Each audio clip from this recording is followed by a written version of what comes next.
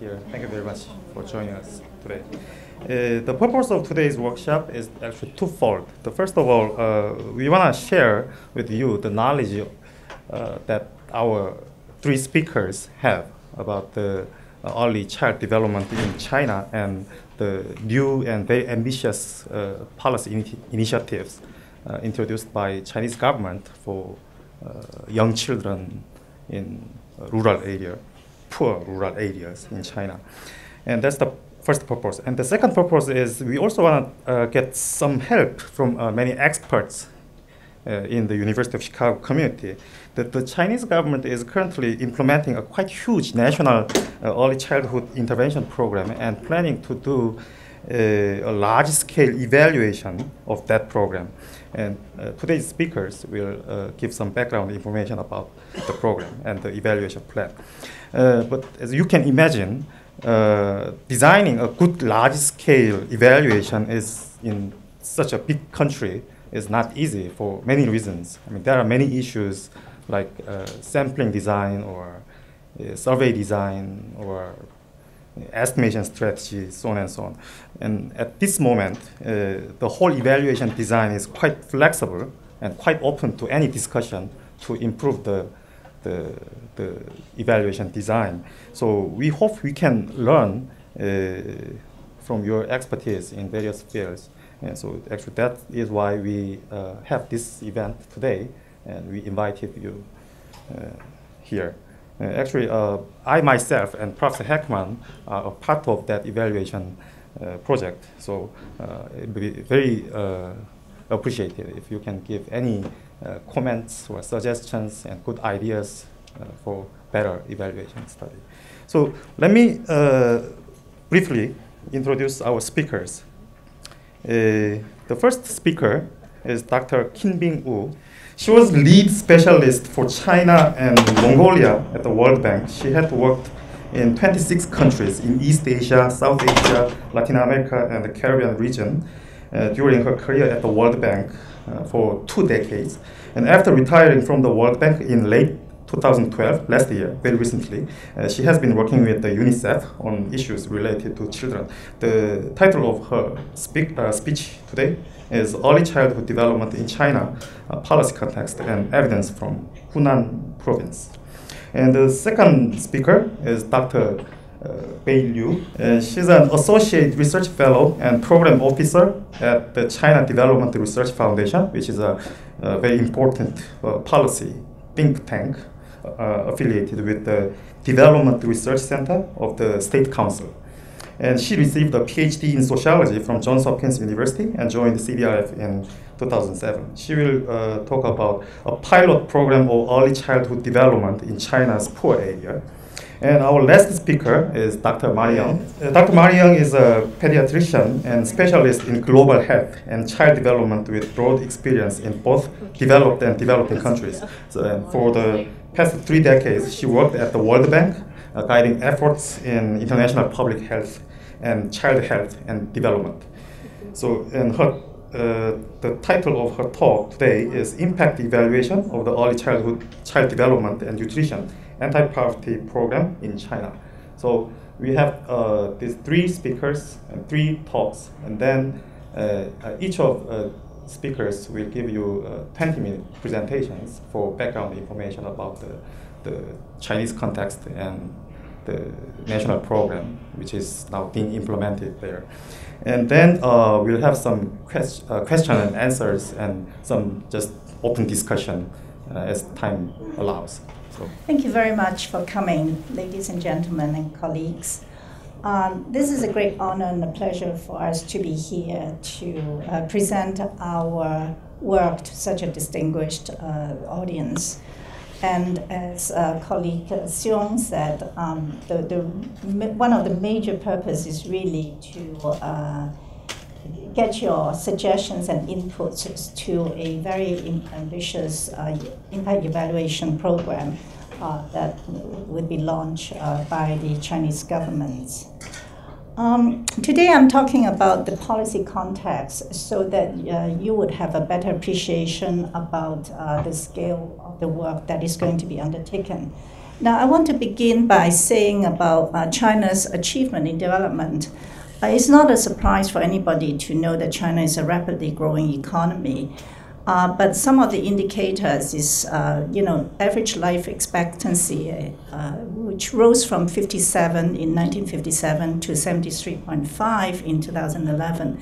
That is a tremendous improvement in health and food security. Otherwise, this cannot happen. The real GDP per capita in constant 2,000 US dollars grew more than 12-folds from $165 in 1980 to 2,206 in 2009. And by 2011, the GDP per capita in current prices reached 5,455. It is still low by comparison with USA, but hundreds and millions of Chinese were lifted out of poverty. Now, China has made tremendous progress in improving maternal and under-5 mortality. This graph shows compared the differences in 1991 and with 2008, disaggregated by urban and rural areas. You can see that under-5 mortality have dropped very significantly, and the same story is about maternal mortality.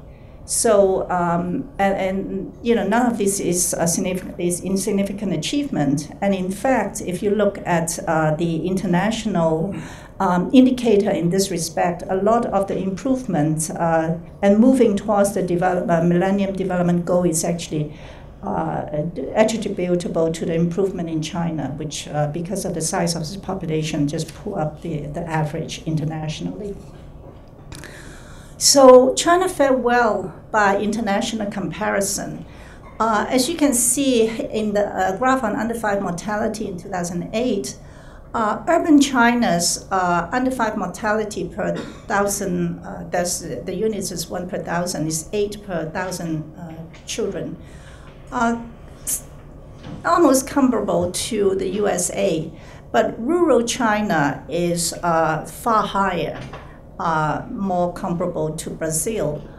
And the same story can be found in maternal mortality. Urban China, the maternal mortality is 29 per 100,000, and in rural China is 36.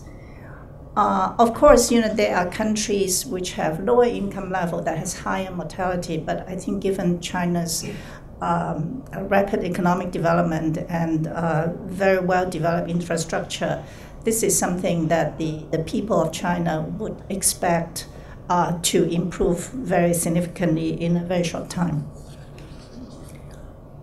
Now, the progress in human development is due to several factors. As a background is that the emphasis on basic education and basic health since 1949 has provided a very strong foundation for subsequent development.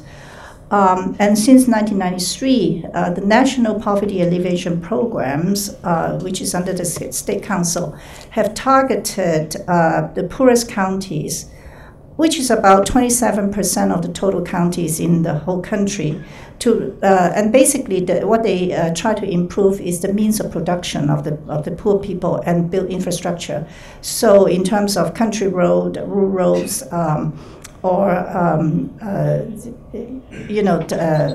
electricity, water, these are very important in improving, raising the standard of living.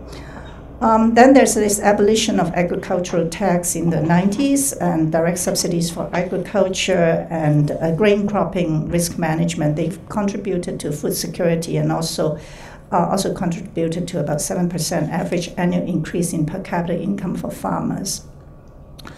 On education, China has already attained quite high primary enrollment rate. But in 2008, before that, since the introduction of market reform, there has been a lot of fees charged to people who go to school, and this was abolished. And so in 2008, grade 1 to 9 education, which is called 9 years of compulsory education, was made free nationwide. And in 2009, the net enrollment ratio in primary education is about 99.5%. the gross enrollment ratio in pre-primary education was 51%. Junior secondary education gross enrollment ratio is 99%. Senior secondary is 79%, and tertiary is 24%. Not bad by many standards, especially actually after the Cultural Revolution, when essentially tertiary education was almost destroyed. So to bring it up from with the enrollment ratio from like under 2% up to 24% within like about over 2 decades is quite remarkable. Then the other thing is we heard a lot about the high healthcare cost, which is quite true. But in 2009, basic health insurance have been extended in a few short years to cover the 90% in the rural areas. And the 12 5-year plan, which in which we are in this period, aim to extend life expectancy by 1 year from 73.5 years to 74. If you think about a country of 1.3 billion people and extend the average life expectancy, this is, I think, an extremely ambitious target.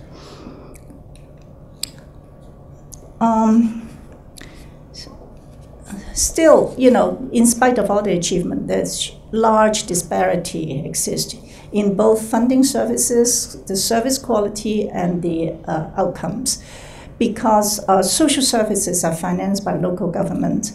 So what do you mean by local government? It is at the county level by the county governments in rural area, and in the city by the district governments. So these China has about 2,800 counties. And these are the government that are responsible for financing basic education, basic health. And district means that it is, there could be a number of districts within a municipality. So they don't, resources are not pulled together. And because the local capacity to generate revenue varies and extremely uneven, so both in terms of the funding, the service quality, and the outcomes are very different. There has been, in recent years, there's been a lot of central fiscal transfer to fund national programs in poor areas. But usually, local matching funds is required. So the inability to match also led to delays in implementation. And there has been quite a lot of unfunded mandate on the local governments. So, and also the other factor is local capacity is weak because few well-trained people are willing to serve in disadvantaged areas. This is a story pretty much worldwide. And then the other thing is that despite family planning, 16 million babies are born every year. And you know that we, in some countries, for a whole entire country, they have less than, several million people. So you can think about the demand for services every year with 16 million babies coming, to life, and that is put a lot of pressure on basic services. Now we can look at the rising inequality. The other thing I want to raise is that usually poverty, poor people have larger family, more children. And there is a myth that China has, have one-child policy uniformly in the country. That's not true. The one-child policy basically is implemented in urban area. The rural area, except Henan province, basically all provinces allow two children if the first one is a girl.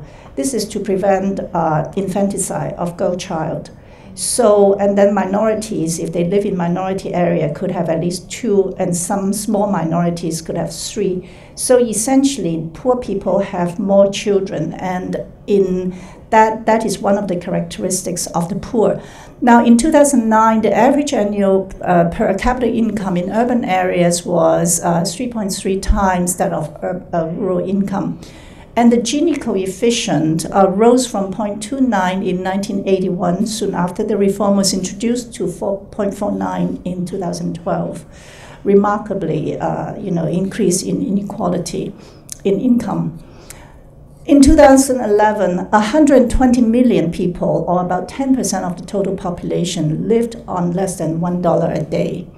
And there's striking inequality between rural and urban area and across coastal, central, and western regions. So some of the child development indicator actually bear this out. You can see that severe malnutrition of children under 5 basically concentrate in western and central provinces.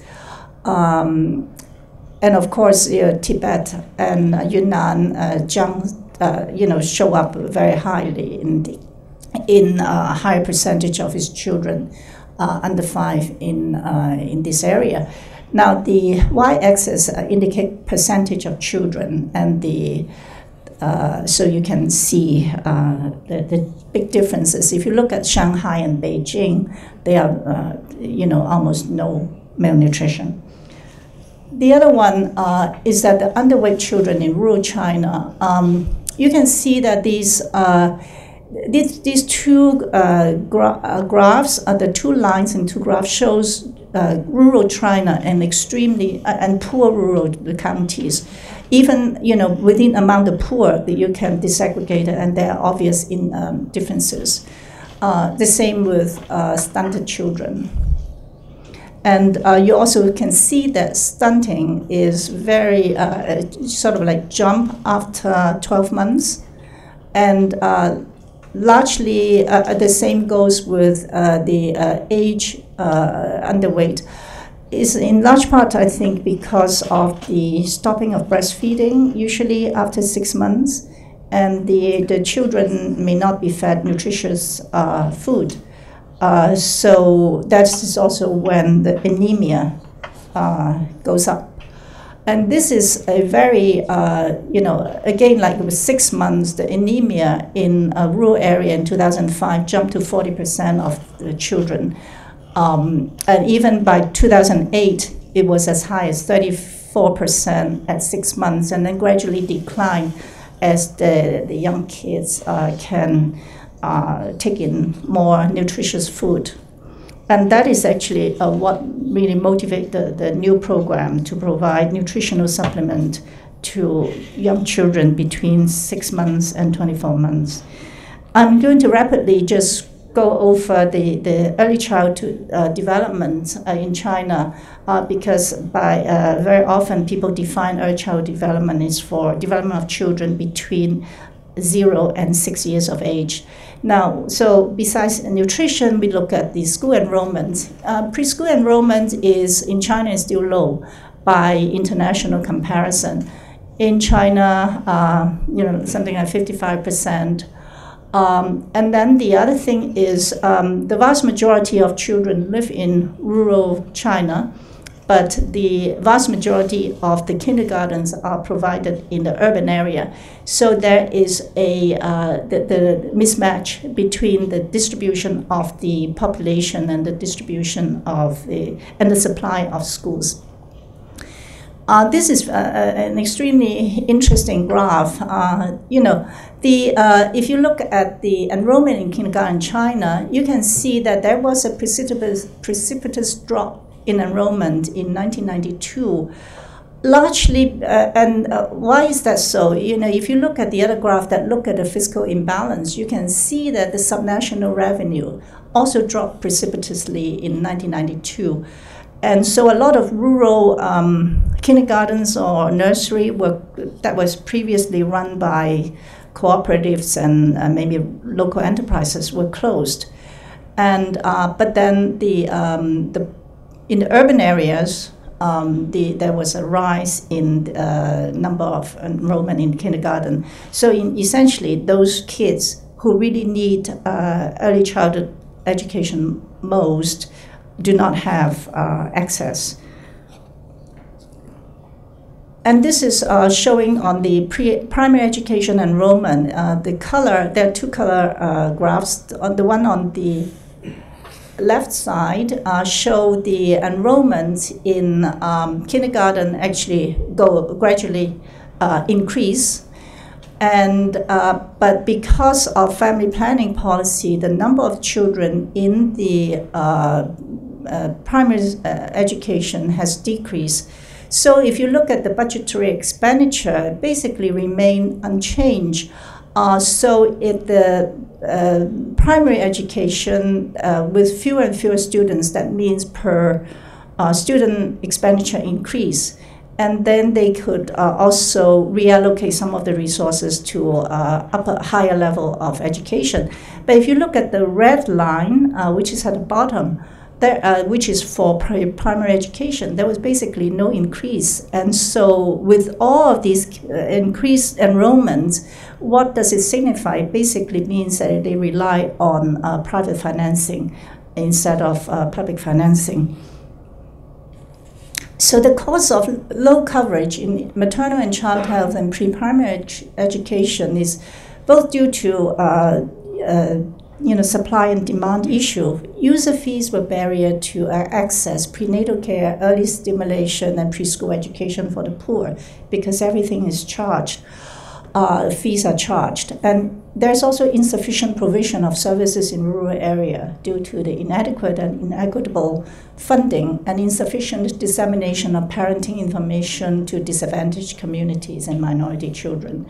So there was a lot of common lack of understanding about the importance of early childhood education, early nutrition, and health practices, particularly in the rural area. And then the other thing is the institutional issue. There's a diffusion of responsibility for children from age 0 to 6 because different ministries are responsible for different things. The NPFPC is the National Population and Family Planning Commission, made it basically responsible for family planning.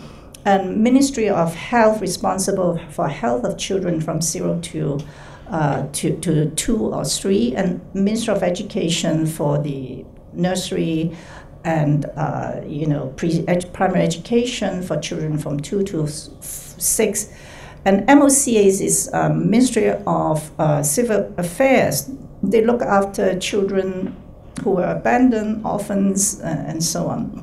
And then the Women's Federation is not exactly a ministry, but they provide a lot of policy contribution and support for women and children's causes. Essentially, the diffusion of this responsibility means that there was really no champion, not a single champion for young children to provide integrated service. And I think this is a major gap.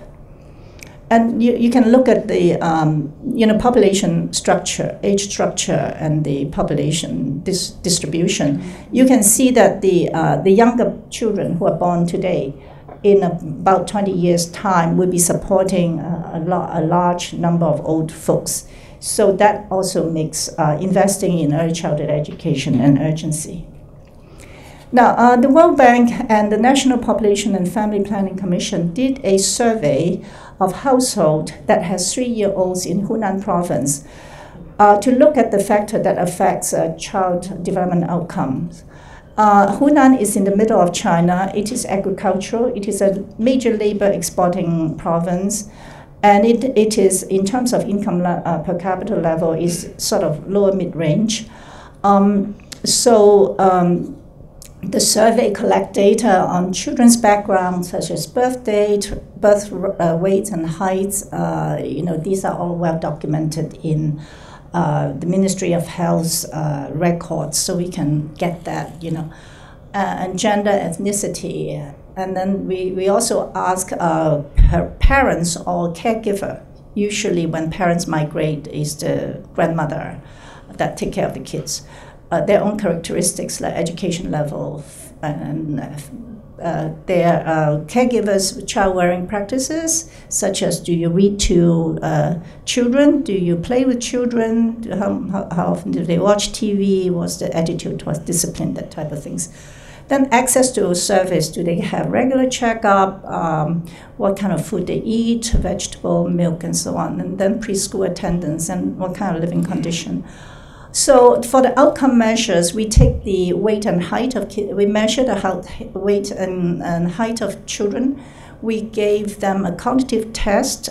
These are, kind of relatively age-appropriate tests that we adapted from some well-known questionnaire used by clinicians in US, but adapted to a Chinese condition. And then we also ask the questions about social behavior from the caregiver. You know, how often does the kid get, you know, frigid? Are they afraid of stranger? You know, temper tantrum, that type of things. And so these are used. Then we construct an index, and these are used as outcomes. So the question is, do better nutrition, access to health and education, and good parenting practices mitigate the differences between rural urban areas, Han and minorities, and the education attainment of caregivers? So what we did is we used ordinary least square regression to look at that. And we first just basically run the demographic characteristics against 4 separate outcomes, which is weight, height, social development index, and cognitive development index. And we found that, you know, it meets our expectation. You know, if the family income higher, mothers or caregivers' education is higher, you know, Han, urban dweller, they all have better outcomes, associated with better outcomes. And then when we enter the other variables, which is actually amendable to policy interventions, such as child-rearing practices, enrollment in nursery or kindergarten, access to health, better nutrition, and so on, then we found that the statistical significance of a number of these demographic characteristics have been reduced or disappear. So this is the sample mean. We have the 1,000 sample, and I don't think we need to look at that. But basically, the whole story is about, you know, if we just look at the raw number, is quite a bit of difference. But if you you know, control for these, you know, but after entering the policy variables, we actually found that the things that is associated with advantage or disadvantage at birth, that you know, they can mitigate these effects. So the one very strong indicator is weight and height at birth is, you know, strongly associated with weight and height at 3 years, and suggested of better prenatal care and nutrition is important if we want our children to be healthy. Not a surprise, but not a lot of evidence to show that in the rural population. And then good child-rearing practices like playing with kids, reading with kids, enrollment in parent-child class and preschool education, and access to healthcare. These does help. So this study, along with the research done by the China Development and Reform Commission in Qinghai and Yunnan, which my colleague Dr. Lo Bei would present later, have contributed to promoting the national policy on ECD and nutrition of the 12th Five-Year Plan. So just a final word on the program.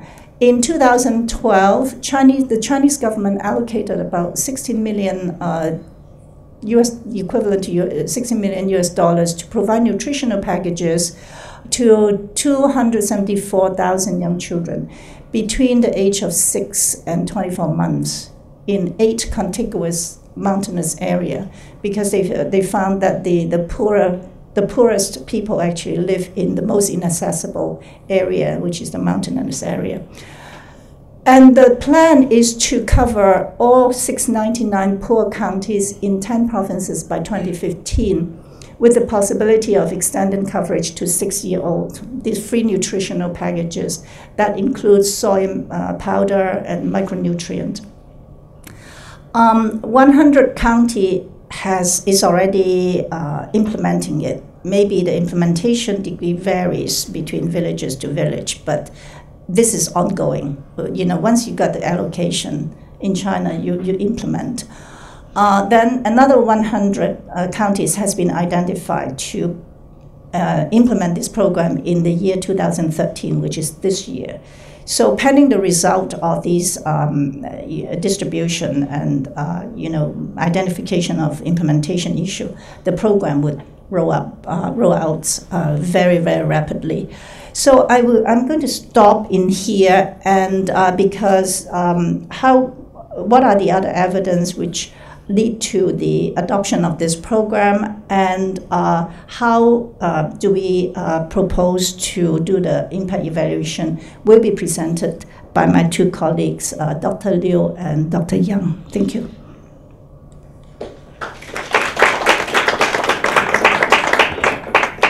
Good afternoon. My name is Liu Bei from CDRF, China Development Research Foundation. It's my great pleasure and honor to be here and visit the beautiful campus of University of Chicago. And today my presentation is about a pilot project of early childhood development in China's poor rural areas.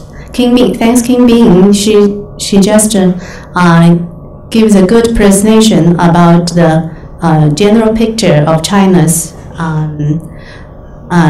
current situation in terms of the children under 6, in terms of their health and educational conditions in both urban and rural areas. And she also present her research findings on Hunan project, which was done in 2010, I think. I will talk later. My research is actually draw a lot from King Bing's study. And so I will start my presentation now. And first of all, I'd like to give a very brief introduction of China's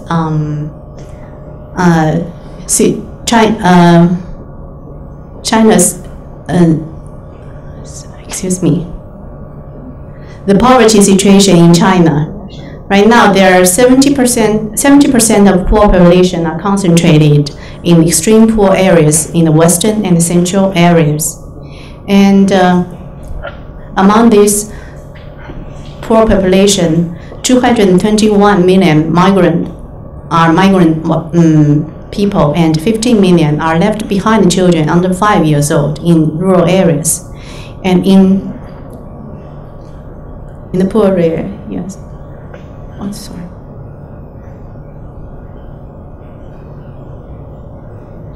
And child poverty leads to a big rural-urban gap in malnutrition. Here is the statistics of malnutrition in urban and rural areas. It was released in 2012 by the Ministry of Health.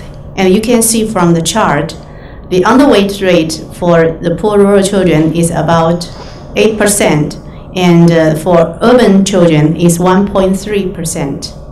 And here you can see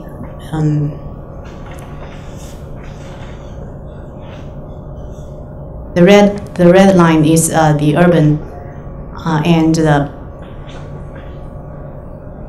poor rural children is the purple line. And stunting, the other graph is stunting, and stunting is about 20.3% for poor rural children and 3.4% for urban children. And in the poor rural areas, the major challenges facing right now is first is the accessibility. About 70% children aged 3 to 6 have no access to kindergartens in the mountainous or urban areas in the central and western regions. And the deficient early development, such as feeling inferior and the intimidation, is very common and causing severe psychological and behavior problems among the preschool age children.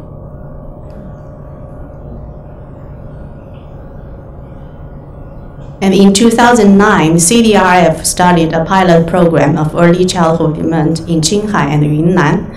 And these are two national designated poor counties in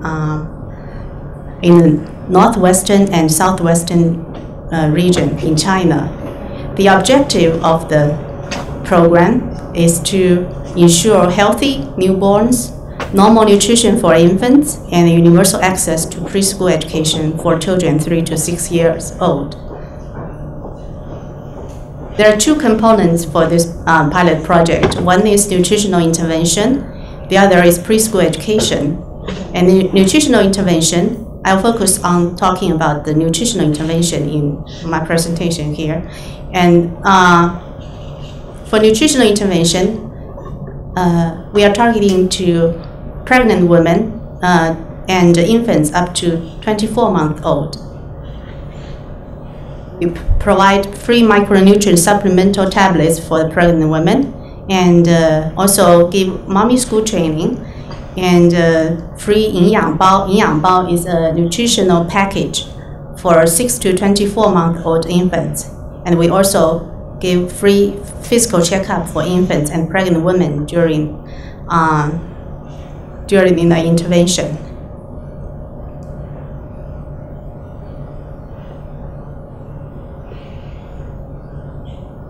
I'd like to talk a little bit more about 营养包 nutritional intervention. 营养包 is a low-cost, high-density nutrition supplements.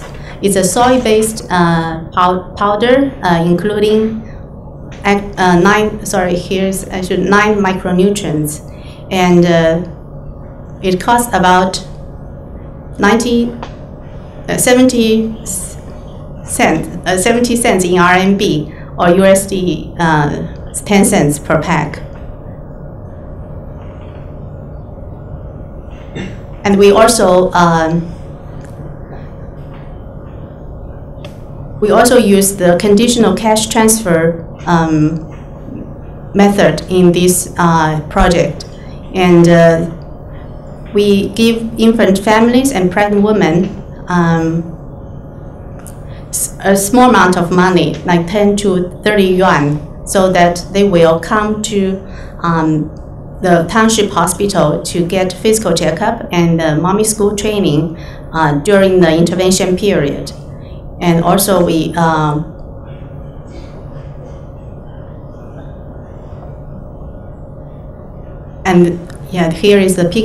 are the pictures for the when the children's family come to the township hospital to get physical checkup.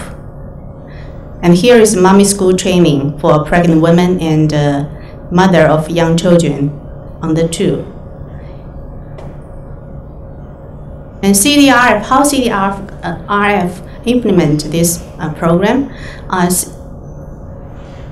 We started the program in 2009, and we performed we conducted field investigation and consultation in Qinghai, Yunnan, and Guangxi, also Hubei province, and we also contract with after the field investigation, we decided to take Qinghai and Yunnan 2 province as the pilot sites, and we contract with county government and train the local staff to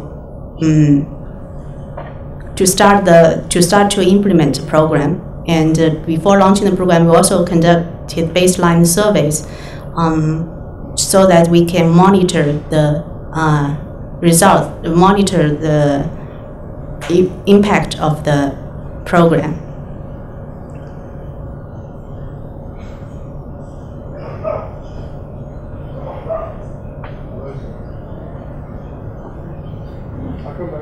This slide is a more detailed description of how CDRF supply the nutritional and intervention, and also give preschool education for these for children under 6. CDRF take the nutritional intervention, for example. CDRF collaborated with local county government and the county health department, and also the maternal child health care authority in the county government, and the county level delivered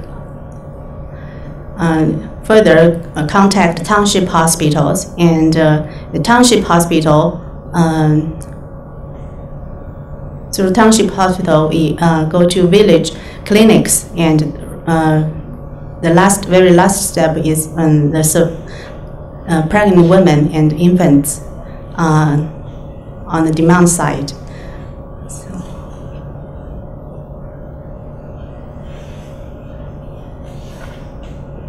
And here is an illustration of the scope and beneficiaries of this project, pilot project.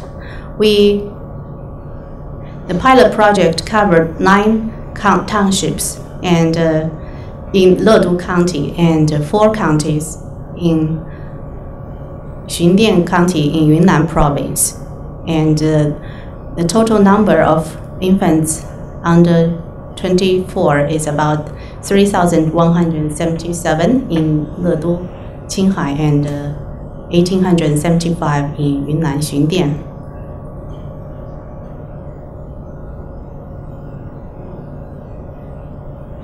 For this project, we have conducted evaluation studies.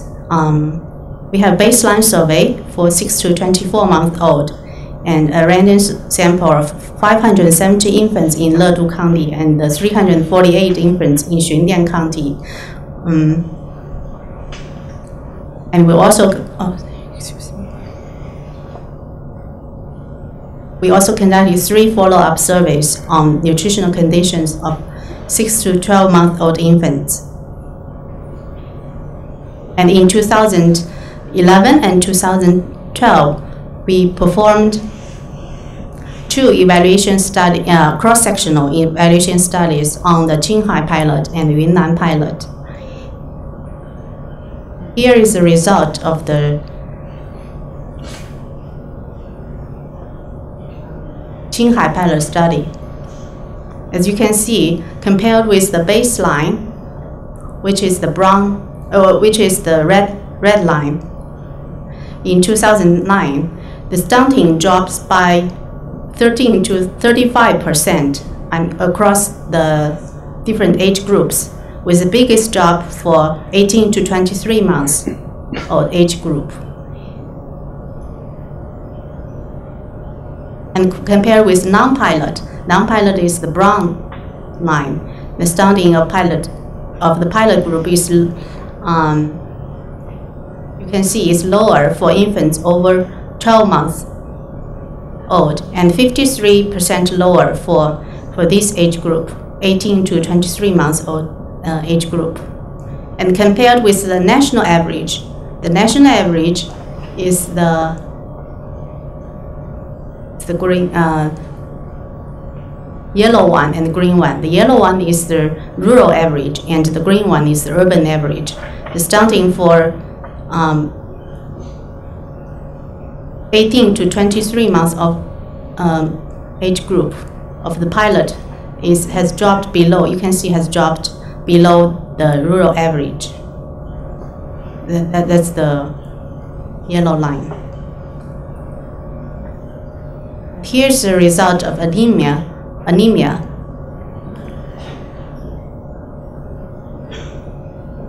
And compared with the baseline, here the baseline is still the red line. Anemia drops by 32 to 43%. And the biggest drop is for 6 to 11 months old age group. And compared with the non-pilot group, non-pilot is the brown one. The anemia rate is 25% lower for infants aged 12 to 17 months old. And compared with the city, the urban comparison group, which is the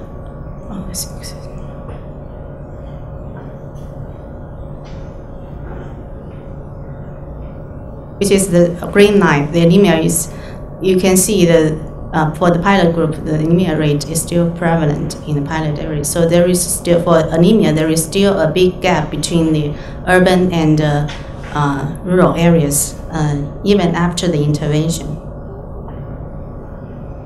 Here's a chart for the sickness. in general, the diarrhea rate drops by over 50% on average for all age month groups, and compared with the baseline, the cold and fever rate, which is the bottom two lines, drops by 100% on average for all age groups.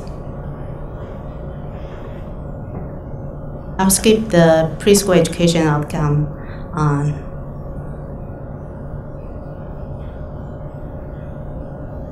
And in general, the preschool education, which is targeting to 3 to 6-year-old children, is also has very significant impact on the intervention children in Qinghai and Yunnan, both in Qinghai and Yunnan.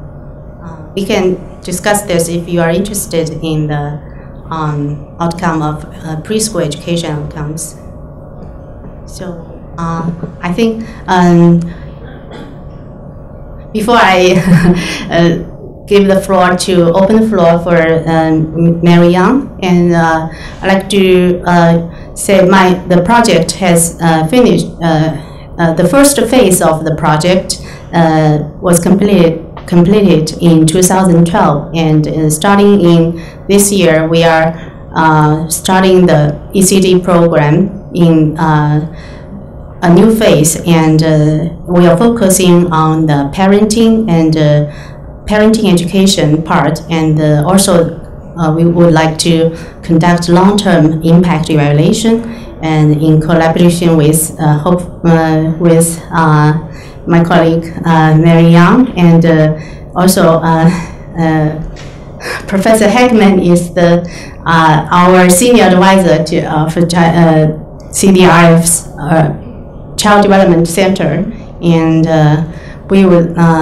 I'm very appreciate Professor Heckman will give very critical help and guidance to our pilot program. Thank you. It's really a great privilege to be here and to have your inputs on this impact evaluation. I really look forward to the consultation with you regarding the design of this project. So, as Dr. Liu has described the impact evaluation, the government or the Center of Development, the CDRF, it is, just as a background, it is a non-profit organization founded on the initiative of the Development Research Center under the State Council, and its mission is to advance good governance and public policy to promote economic development and social progress. So within that kind of framework, in 2009, the CDRF launched a seminal report, in a way arguing that in order to eliminate poverty through development, it must start with young children, investing in health, education, and the needs of those young children of the poor. So with that, they have started with the implementation of this pilot, which Dr. Liu described. The results has influenced the government to scale up. And as a result, based on this pilot, the government, led by the Ministry of Health, is launching the 100-county nutrition supplementation in 100 counties last year, which was started very late in October, but already it has already expanded to over to the 100. And then this year, another 100 counties will be initiated. So, it is the CDRF proactively and in anticipation of the request from the government has kind of started to make a plan for impact evaluation of this nutrition project. So the goals that the CDRF are planning to with this impact evaluation is to set up an impact evaluation to allow for systematic collection and ongoing research studies to assess and compare children's outcome. And the second goal is to evaluate outcomes for children and caregivers in counties randomly assigned to two treatment groups, nutrition supplementation and second, nutrition supplementation plus enriched caregiving.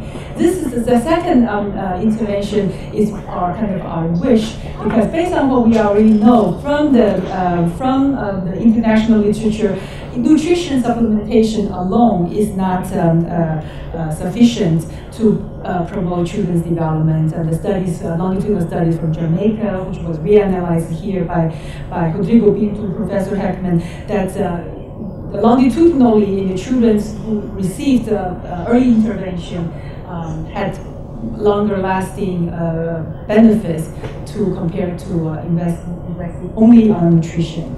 So this is kind of the graph shows kind of the distribution of those hundreds of those areas designated for intervention, and what the content of the ECD intervention, what I just described. Primarily, the government is investing in the nutrition package, the Inequality, which is for the 6 to 24. The second component is what we would like to support is on the parenting interventions to in a way get better results, adding to that nutrition only, and making a study to compare what are the added benefit of whether one or the other were combined. So the content of that parenting can be based on what we have that the government, the Ministry of Health is now using is the Abecedarian approach. It's an enriched caregiving. It's a simplified content of the Abecedarian approach. It's called the enriched caregiving. The learning gain has been reduced to about 20 gains. It's coupled with conversational reading and also enriched caregiving. So those three elements consist of this enriched caregiving using the Abecedarian approach. There can be also other content. We discussed that with Professor Heckman yesterday. In the 90s, the World Bank has worked with the government in designing a parenting component, and this little booklet with lots of pictures adapted locally, adapting local languages. So we are still kind of saying, well, adding early child development component, nurturing is important. How they will pursue what kind of module that is still up for a discussion. So, as I said, starting, putting early child development interventions as of 3 and onwards may be too late. We know now from science, from all the studies that starting early 0 to 3 is critical to improve children's development, and waiting for them to until 3 or 4 may have they're already delayed in terms of their learning.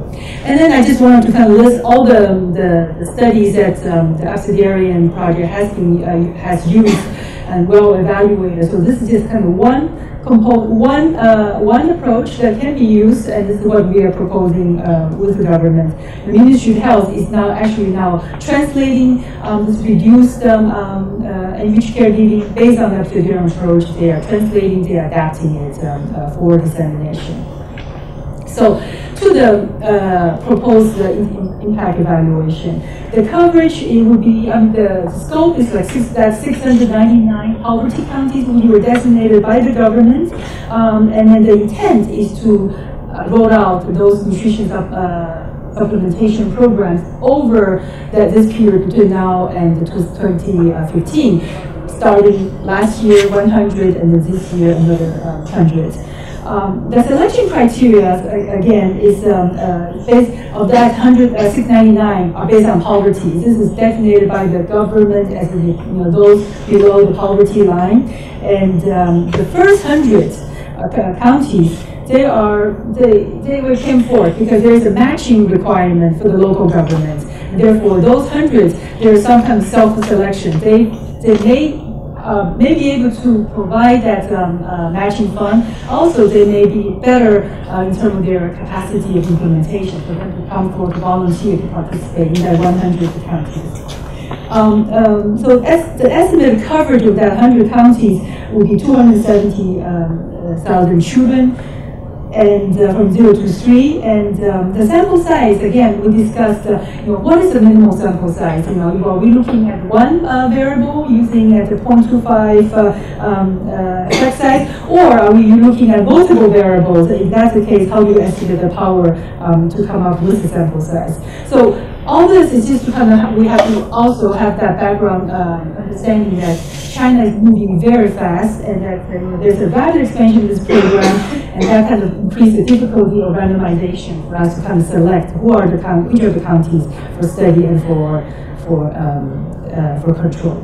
So the issue that I would like to look forward to have your guidance and discussion is then how do you then is in the evaluation design. So in terms of constructing comparison, do you identify control outside of those target counties, along those, basically identifying those non-poor versus the poor, and within that non-poor, identifying those poor areas to be as a match for comparison, or do you match? And what characteristics do you use to do that matching? And then, or within the targeted counties, though it is not random, some counties may receive intervention, others. So basically, using this rollout selection process. So those are just kind of ideas. And then we need to kind of further determine which is the best way to come up with a comparison sample. Another issue that we need to discuss is then on the sampling strategy. Do we do a longitudinal follow-up, or do we do cross-sectional? Do we follow the program as it's rolled out, because the program is providing nutritional implementation to children from 6 to 24. This is on the rolling process. Therefore, do we identify short-term measures such as at age 2 anthropometrics, and then medium term at age 6 when the children enter school, and you having another set of development outcome measures. And then how many counties, townships, do we identify counties, do we identify townships within the counties, villages, and the power analysis at what level? I'm a physician, I'm not an economist, so I'm really relying on all the experts here to come up with the design. So, in terms of data collection, again, additional questions. What are the how do you then collect data? Do you through who should be interviewed? Mothers and fathers, left behind children. How do you do that? When? How often? Where? And by whom? Surveyors, or through the Statistics Bureau, which exists in every province, to have them become the surveyors. So all those are options. And then, our ultimate outcome is to measure children's development due to the result of intervention, and also changing in parenting practices, if we're introducing this parenting component. And the time frame, we need to do a baseline and follow it on with, do we follow every 12 to 18 months or more frequent? The next issue will be scales that we could be using. The measures that we need the outcome measures are twofold. First is on the physical aspects, weight and height, micronutrient level, iron. Do we also collect all the biomarkers such as vitamin A, folate, zinc, or and what intervals at baseline and then thereafter at every year or every year and a half. And the second aspect, which is most important, is on the social, emotional, and cognitive capabilities, and assessing via, there's already the ages and stages questionnaire, which is already normed for China, and then at what interval. And also, do we explore another population-based child development outcome measure that we can use to identify, to be able to adding another layer of that kind of population outcome, comparing different counties or different regions. And what other data we have been discussing? The teacher's observation of children at school entry or throughout, and also at 4th grade are extremely powerful data. The teachers in the assessing children's social emotional or children's readiness. Could that data also be used for us to as markers of later benefit, later outcome? So those are the scales. And then on the issues in estimation, I think we need to we can, through short-term impact of nutrition, early development, parenting services, to be able to address some of the following cluster of outcomes, such as assessing access, enrollment of ECI services, children's development, both cognitive and non-cognitive, parenting practice, changes in teachers' parents' behavior, and therefore enhancing their adult-child interaction. I think that is really the intent. When we start those parenting practices, the ultimate outcome is changing the adult-child interaction or enhancing that, so that becomes the proxy measure of later better development. So all those issues, the issues in estimation, Song has been helping us, and that's what is listed here in terms of the heterogeneity across counties, villages. We are really talking about very heterogeneous population, even though they are poor. But then within that, in terms of ethnicity within the village, within the households, among children left behind and those not, there are many of those differences, and also the selection into treatment. We select at the county level, and also the individuals, all those differences. And lastly, the spillover effect. When China implements things, China has a tremendous power of implementing very, very fast. Once they find out there's something very, very effective, they will take on themselves. So many times there's this kind of spillover effect. A neighboring county or even neighboring, further away, neighboring provinces have heard such kind of a positive impact. They will just take on their own, start working on it. So there's that kind of a positive, but how do you measure that? How do you take into account in your sampling case and control? So I think just lastly, the data to be collected, these are just, again, a whole list of possible data. The intent is, again, going back to the request from the CDRF, is that can we set up an impact evaluation mechanism, a data collection system that data can be systematically collected so that you will be addressed many of those issues and assessing the outcome of the intervention, but in a way building place for ongoing monitoring, ongoing assessment, and doing midterm corrections of the interventions in terms of the parenting or the early child development practices, and also the nutrition, what can be done. So I think this data is just kind of an initial attempt to put together at what are the possible data that can be used, that could be collected and could be used to provide that analysis. Thank you very much, and I definitely look forward to hearing from you, all your comments and suggestions.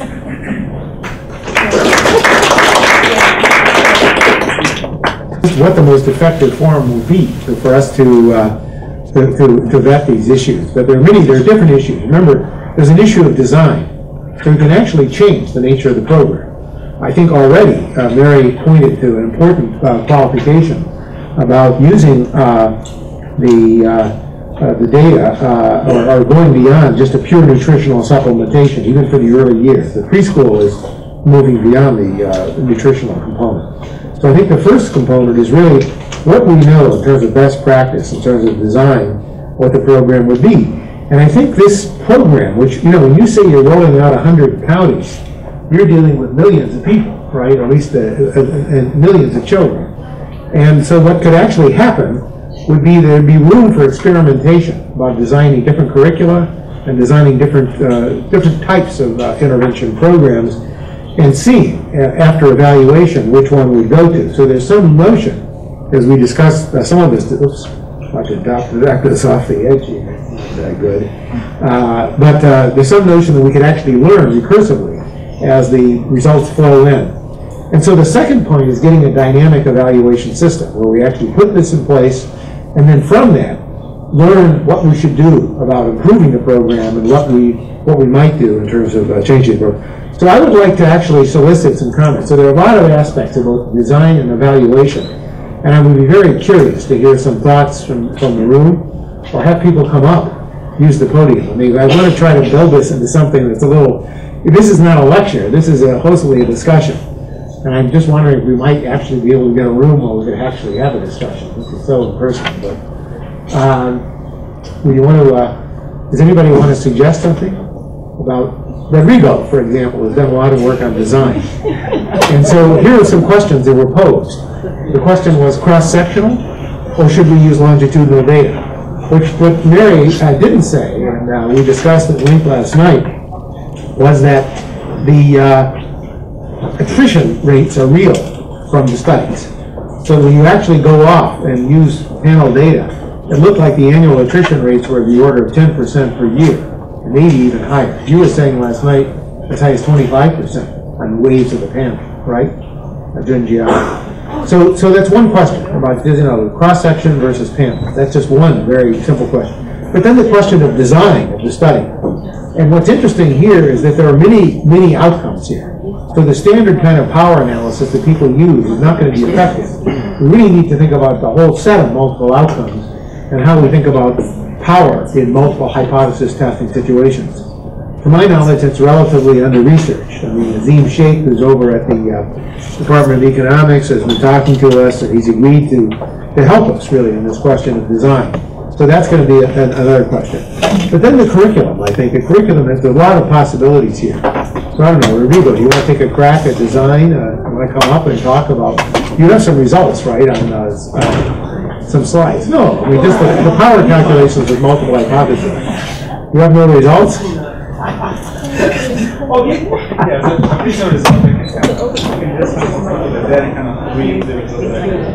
ahead. Yeah. It's important to notice that in economics we do not study designs, and we don't have kind of a single course of design.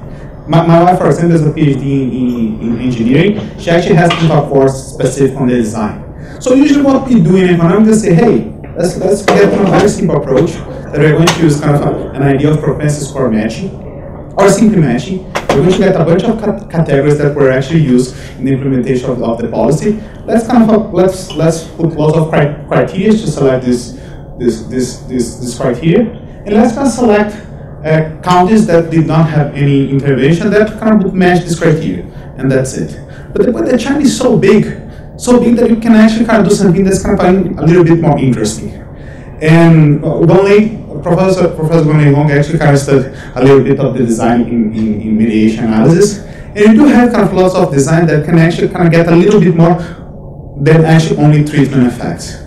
And the interesting point would be kind of to do kind of dynamic design that could actually kind of try to kind of get something that's sort of mediation approach that the intervention does. And get the first stage, you get the design to try to get kind of the most close approach to kind of control groups. And then do a dynamic design that, given kind of the first intervention that you have over there, you do a different type of survey that tries to get kind of other things that are not only the standard treatment effects that we have. And we have been working on mediation, and to try to get kind of mediation treatment effects, it's pretty hard, because we do have kind of a lot of unobserved characteristics that affect both mediation approach and actually kind of the final treatment itself. And trying to disentangle that is quite interesting. Now the second point is that how you are going to choose the characteristics that you are going to stratify the data that you have, the survey that you have over there. And it's a quite complicated question. One thing that would be very nice is to understand very nice what was the rule that was actually used to implement these policies in China. Sometimes you know this rule very nicely, sometimes that you don't. And sometimes you do have kind of a natural choices that were used to select the counties that you actually have implemented it, that you can use the choice that were made over there to get kind of the most likely other county that would be kind of selected in the mechanism of deciding which county would have the treatment or not. If you do have a lot of information on this, that makes it much easier. You just kind of sort of try to get as much information as you have in the mechanism that generates this counting, and try to generate this mechanism other times, like as if the mechanism that generates the choice of counting were actually kind of a random mechanism. You just kind of think over and over again and select different counties. They're going to have something that's kind of a more like in line of a randomization within countings, that some were selected, some were not. The other one would be, that given that I have a lot of information on the background of the children, just get kind of within the counting, try to select those children that one reason or another did not get the treatment. And in this case, it's actually kind of a very important type of group. One group will be, hey, let's match the characteristics of the children in other counts that had no treatment at all, so do not have spillover. Another one would be, let's get the children that had not had the treatment within the county, however, for reasons that kind of are not due to some unobserved characteristic. It might be quite hard to get these children. But if you have this two, you can get the treatment effect, and also you can get the spillover effect, as you said from the last bullet, which is kind of a quite nice effect for us to see. Because of this spillover effect, you can actually improve a lot the cost-benefit analysis of the intervention. And then after this, the part about the crossover and the follow-up, I think that they answer different questions, isn't it? The follow-up is kind of what will be kind of the long-term effects of the participants, and in this case, Brazil has kind of an interesting approach to this. Brazil has kind of an idea that, hey, let's do a follow-up, let's kind of randomly select the people that we are going to follow for each intervention. Which is kind of a bad idea. If you're going to follow up, just get those participants and keep following them. In Brazil, they're a little bit creative in some of the interventions. And the point of the cross-section is just to see what Professor Heck was talking about. Because you have kind of random variation how to implement those things in the population, and because you have kind of difference in the background of the population itself, it might be the case that we can get a huge amount of information on the interaction between the intervention and actually the characteristics of the population. So you actually answer different questions. And I believe that one thing that we struggle a lot in the Heckman group is that we have a lot of interventions that are very small sample size, and we cannot do a lot. And we cannot kind of implement kind of more complicated models. It has to be extremely simple because of the density of the data.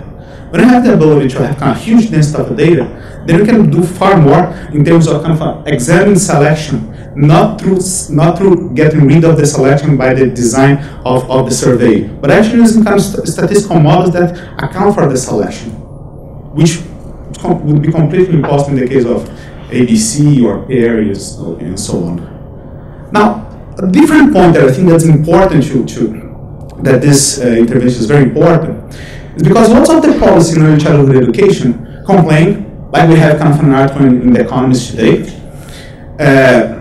saying that lots of the results on early childhood intervention are basically fundamental in two major interventions, ABCDER and PERI. And both of them are very small scale. Okay, ABCDER has kind of around 111, PERI has 121 kids. And literally people put $30 billion every single year out of the results of this intervention. And the major criticism is that, hey, there's a lot of kind of investment on results that cast in very small sample size. When you have a huge amount of sample size like this, then you can actually go much deeper and see what actually kind of is going on. And it's like a small surgery of what parts that you can invest and how you kind of operate in children to actually refine the design of early childhood intervention and make it much more effective. What I'm proposing is that we go through aspects of each of these, which would be the curriculum, because this is really somewhat up for consideration, right? It started from a nutrition program, but now the thought would be there might also be stimulation. The Jamaican result that was referred to really showed that a cognitive stimulation on top of, or various kinds of stimulation on top of a nutritional supplement actually was what led to this long-term Jamaican effects, and it was the cognitive component, the part that was actually dealing with social and emotional skills and cognition, not the nutrition component. So that's one thing to learn. But there are many aspects here and many ways, many possibilities of learning. And my understanding is that the Chinese government is willing, or at least to consider the idea of trying lots of designs, and that makes it more imperative that you use actual evaluations to then weed out. The normal strategy has been to kind of launch these things. You pick one program, you wait for 20 years and see what happens or something. Here the idea would be to follow up on a fairly rapid basis, and that raises a whole set of other questions, how you can use short-term markers, short-term indicators to project what long-term success would be. And that's again, so there are many, many features, and I don't know what the best way is to actually elicit, to go through questions of curriculum, to go through questions of sampling design. There's also, just looking at Mary's list here, the question is, what are the available data to actually target the interventions? We had a long discussion about that last night as well, because now what's available in the public records that's available to the government is really very rich, right? We have lots of administrative data that could be used. Whether or not the researchers can gain access to that is another question. And so there's a question about what the list of topics would be, that would list of things we could do. There's school records, which could in principle give you very good data on social and emotional characteristics of the children in the first and second grade, right after they've had some of these interventions. There are also health records, records on crime. So there are a whole set of dimensions of this, and I don't know what the most fruitful way is to proceed. I don't think standing here at a podium is the most effective way to proceed. I'm proposing we might have a blackboard and go through some of these lists here and talk about that. I don't know who anybody's interested. Can you stick around for a bit? Before dinner? We'll have a late dinner then. How's that? So, but seriously, it would be good if we could. I don't know what your thoughts are. There are a lot of questions, and I realize there are a lot of moving parts in this business. All I would say is this is an incredible opportunity, and it's also incredibly important, I think, for what the future would be of the country and what might be done. That is actually the source of the problem of left behind children. The parents have moved to the city, and the grandparents are really quite poor in skills and also in terms of the income as well. So that there is a real social. Right. That's when my job is to make sure the kid's safe and is healthy and doesn't fall out the window, and it's only down the pipe that comes. And until you get into the byways of positive habits that some of the grandparents are doing, that would be helpful, and some things that aren't, even by just using the ages and stages. There's these wonderful curriculum modules out of ages and stages that describe activities you're supposed to do every day. You're supposed to put the baby on his tummy, and you're supposed to sing songs to the baby, and they do all these things, but I don't know if those are available to the same government people who propose using the ages and stages surveillance system. Well, there's a real issue about the adaptability of ages and stages, right? Mary, you were talking about it. But in the sense that if the parents, or the grandparents in this case, really aren't literate, I mean, I don't know to what extent they're adapted to the illiterate. I guess you'd need to think about instruction in terms of videos, things that would be kind of visual instruction but wouldn't require. But reading is going to be an issue since they don't read themselves. No, I understand, but I guess the question is whether the curriculum that's been adapted in some of the European and U.S. environments would transport, or how it should be modified to take into account the literacy issue and to take into account what other differences that are real here in terms of the. There's also a sense that there are basic micronutrient deficiencies in the rural areas that are not present in a lot of other environments, and that's why the logic is so strong for the nutrition. But go ahead, you have. What we found is interesting. A is that there's a high percentage of TV ownership, and B, TV is a very major source of information for people who are illiterate or people who live in the remote area. So, if you're just talking about in terms of trying to improve the child-rearing practices, it's completely possible to work with the TV station. Each province has their own TV station. There are certain kind of child-rearing programs. And also kids watching TV for 3-year-old actually seems to have much better cognitive score. My hypothesis, which is counterintuitive to people who who's against TV, I think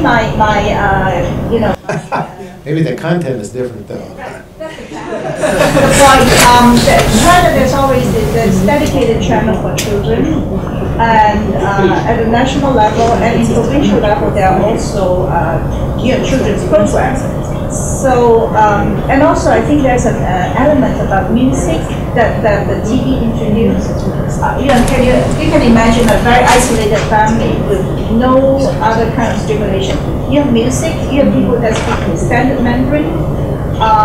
It makes a difference, and the information is there. But of course, if TV stations begin to cooperate, which I think they would, because they have this program anyway, you just help them to make the program better and serve the people better. But then, of course, once you have TV, everybody will have it, so the contamination is right there. There won't be any kind of, people the household that receive treatment and not receiving the treatment. And then the other issue about contamination is that, provinces actually have their own way of, improving their offering services to the local people. Some richer province may think that, this is a good program, national program, we're not eligible. Or certain counties say that we're not eligible because we're not poor enough, but we're rich enough to deliver the same service. So the contamination is going to be really hard. So I think that the baseline, the comparison between baseline and the follow-up survey is important, at least at the beginning, because ultimately everything would be, China developed so fast, everything would be the same. But it's my idea, just question for this audience is, if in a control group, assuming that we can't find a really comparable control group, if the baseline show that they are here and the treatment group show that they are there, but then if the treatment group, after the treatment, the improvement, the magnitude of improvement in the outcomes is higher than the magnitude of improvement in the control group, would that be acceptable to demonstrate the program's effect? Or we can, or your team can ask them to do this for them. They may not release the data set, but they can be on contract to provide, to do the matching for you under your guidance using your methodology. So that is a potential area where we can find the treatment group, identify the treatment group and the control group.